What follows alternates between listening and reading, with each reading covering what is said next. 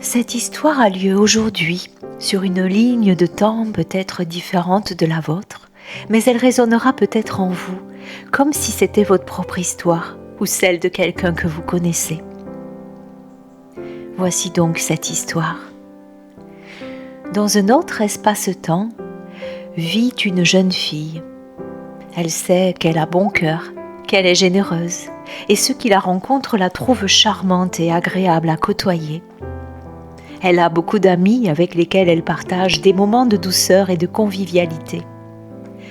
Son regard pétillant, son rire joyeux et ses gestes parfois enfantins font d'elle une personne que tout le monde a envie d'aimer et d'avoir dans sa vie. Mais ce que personne ne sait, c'est que cette joie, cette légèreté qui émane d'elle, ne sont qu'une illusion, qu'un écran de fumée derrière lequel la jeune fille cache une profonde détresse. En effet, elle porte les marques d'une enfance douloureuse et décevante, peuplée de personnages incapables de lui donner l'amour qu'elle attendait. Petite fille, elle semblait tout droit sortie d'un conte de fées, où elle ne voulait voir que le meilleur dans le cœur des personnes qu'elle côtoyait, car le côté obscur des autres lui faisait peur. Elle s'obligeait à aimer tout le monde, même ceux qui lui faisaient peur, car elle croyait que cet amour qu'elle offrait rendrait les êtres lumineux, soignerait leur méchanceté et la protégerait des ombres. Elle sentait qu'elle avait pour mission de donner sa lumière, son amour et son cœur à toutes les personnes qui croisaient son chemin, et dans ce sacrifice, elle apprit à s'oublier. Devenue jeune fille, elle avait peur de tout et de tous, mais elle ne le montrait pas. Dès que quelqu'un haussait le ton, sa tête rentrait dans ses épaules et elle fuyait dans un monde imaginaire ingénu qu'elle avait créé sur mesure, juste pour elle. Elle s'y réfugiait pour éviter de se confronter à l'ombre des autres. En contrepartie, son rire, son regard pétillant, sa légèreté feinte et sa joie apparente lui servaient de protection contre la tristesse et la colère grandissante de se sentir incomprise et étrangère à un monde qui ne lui ressemblait pas et à une famille où elle n'avait pas sa place, où elle n'était pas aimée à hauteur de ses attentes. Cependant, elle continuait à donner de l'amour, car, aux côtés de sa naïveté, grandissait aussi le besoin narcissique de plaire à tous pour être aimée comme elle le souhaitait. Car pour elle, être aimée, c'était être reconnue de tous. Dans sa quête incessante d'amour, elle en donnait beaucoup, ou plutôt elle se sacrifiait beaucoup, pour un regard faussement reconnaissant, une main tendue intéressée, une compagnie inadaptée à ce qu'elle était. Ainsi, elle attira des situations et des êtres de plus en plus obscurs et dont les ombres se projetaient sur le mur de son esprit tourmenté comme des monstres difformes qu'elle cherchait à fuir sans cesse. La bonté naïve de son cœur qui n'aspirait qu'à être aimée et reconnue, qu'à rendre les autres meilleurs grâce à l'amour qu'elle leur donnait, telle une fausse lumière attirant les papillons de nuit les plus avides, l'entraîna sur les sentiers de la déception et de la désillusion. Elle se plaignait beaucoup et se demandait souvent pourquoi les autres réussissaient là où sa vie n'était qu'échec affectif et expérience décevante. Elle épousa un homme par amour qui pourtant la fit souffrir. Elle côtoya des personnes par amour mais qui pourtant profitèrent d'elle et lui volèrent tout ce qu'elle avait de meilleur. En tout cas, c'est ce qu'elle disait à qui voulait bien l'entendre. Et dans ce grand paradoxe, elle se concentrait uniquement sur le côté lumineux des personnes, leurs sourires, leurs attentions même minimes à son égard. Toute personne qui lui accordait un peu d'amour devenait un dieu à aduler. Tel un papillon attiré par de fausses lumières qui attendait dans l'ombre le moment où elle viendrait se brûler les ailes, elle volait, perdue dans un monde qui n'était pas le sien. Petit à petit, Son regard pétillant se ternit, sa légèreté s'enveloppa d'un manteau de plomb et sa vision du monde se cliva. Pour elle, il existait seulement 2 catégories de personnes, les bons et les mauvais, les idiots et les intelligents, les menteurs et les gens sincères, les lumineux et les obscurs. Alors, fatiguée de donner, vidée de toute énergie vitale, elle choisit de s'écarter de tous les mauvais, de tous les idiots, de tous les menteurs, de toutes les personnes sombres, pour se rapprocher des bons, des intelligents, des gens sincères et des personnes lumineuses. C'est ce qu'elle décida un jour, alors qu'elle avançait dans l'âge, son esprit tourmenté par les échecs de sa vie, son corps fatigué par toutes les souffrances encaissées qui, disait-elle, venaient de l'extérieur et de toutes les personnes qui l'avaient trahie et auxquelles pourtant elle avait donné tant d'amour.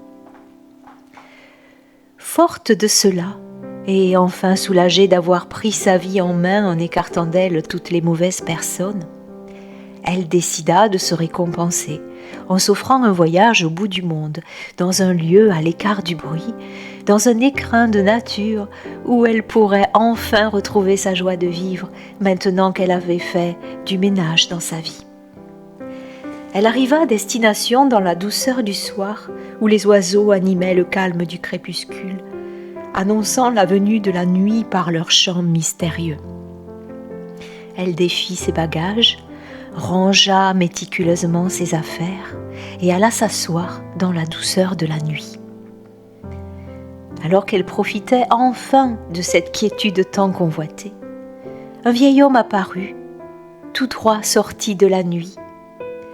La femme épuisée sursauta, car elle ne l'avait pas entendu arriver. Il avait l'air si sympathique qu'elle l'invita naturellement à s'asseoir à côté d'elle. Elle remarqua qu'il portait un miroir.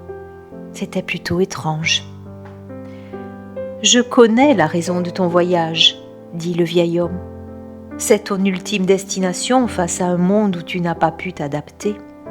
Crois-tu que tu seras plus heureuse ici, à l'écart de tout ?»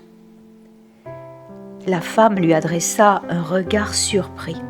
« Qui êtes-vous ? Comment connaissez-vous ma vie ?» Le vieil homme sourit.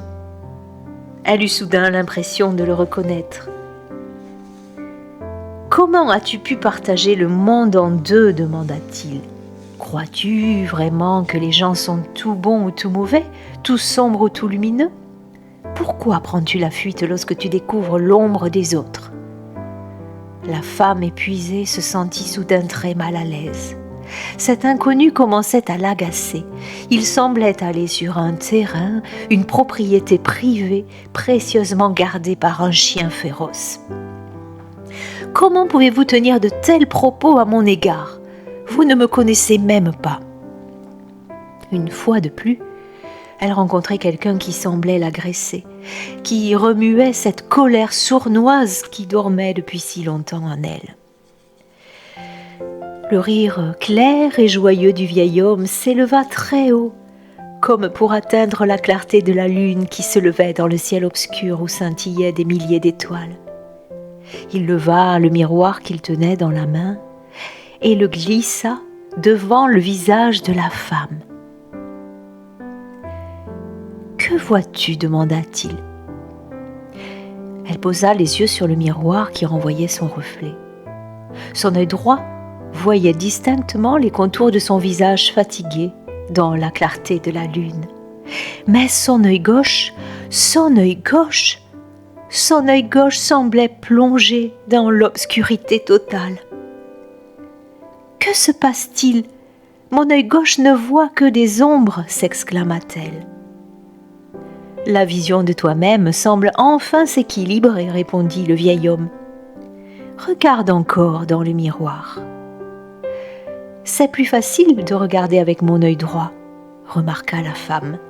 « De toute évidence, tu regardes le monde et les êtres avec ton œil droit depuis ta naissance » répondit le vieil homme avec un soupçon d'ironie dans la voix.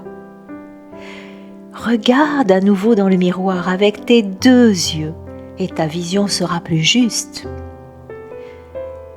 À ce moment-là, il se passa quelque chose d'étrange. La femme réalisa que sa vision du monde était fausse, car il manquait quelque chose. Elle regarda attentivement dans le miroir en veillant à faire participer son œil gauche qui ne voyait que les contours sombres. Le reflet de son visage prit alors plus de relief, il sembla plus réel.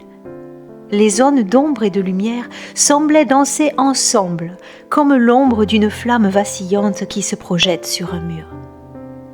Elle regarda alors le vieil homme et réalisa qu'il n'avait pas l'air aussi sympathique qu'elle l'avait perçu.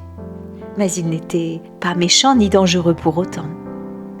Elle le voyait tout simplement tel qu'il était. « Et voilà, ton voyage se termine ce soir, » dit-il en lui souriant. « Tu vas pouvoir rentrer chez toi et commencer ta nouvelle vie. Tu as compris que rien ni personne n'est tout sombre ou tout lumineux.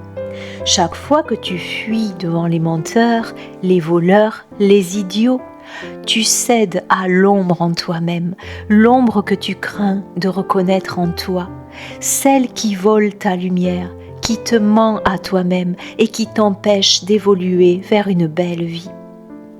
Il ne s'agit pas de fuir, de dénoncer, de condamner les autres, car en faisant cela, tu te prives de l'accès à tes zones d'ombre que tu fuis autant que celles des autres. Regarde le monde avec l'équilibre de tes deux yeux et plonge ton regard en toi de la même manière. Et là, tu ne fuiras plus personne, tu n'accuseras plus personne et tu sauras affronter les voleurs, les idiots et les menteurs qui n'oseront plus te côtoyer.